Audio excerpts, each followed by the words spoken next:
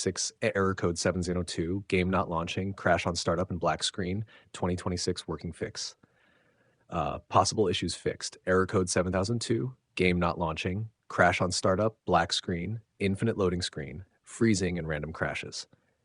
Solution 1, restart your PC, close GTA 6 completely.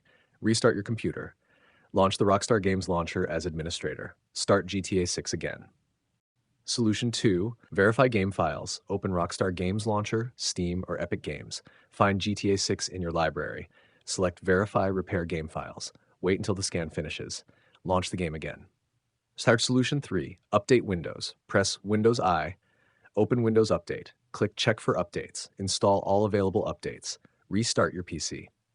Solution 4, update your graphics driver. Download the latest NVIDIA, AMD, or Intel GPU driver. Perform a clean installation if available. Restart your PC after the installation. Solution 5, repair Rockstar Games Launcher. Close the launcher completely. Open Apps and Features. Repair or reinstall Rockstar Games Launcher. Sign in again and launch GTA 6. Solution 6, disable overlays. Turn off Steam overlay. Disable Discord overlay. Disable Xbox Game Bar. Disable NVIDIA AMD overlay. Close MSI Afterburner and Riva Tuner before launching the game. Solution 7, clear launcher and shader cache. Delete Rockstar launcher cache files. Clear the DirectX shader cache from Windows storage settings. Restart your computer. Launch GTA 6.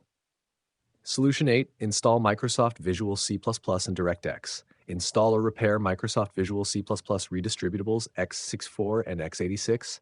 Install the latest DirectX runtime. Restart your PC after installation. Solution 9, allow GTA 6 through Windows Security. Add GTA 6 and Rockstar Games Launcher to Windows Security exclusions.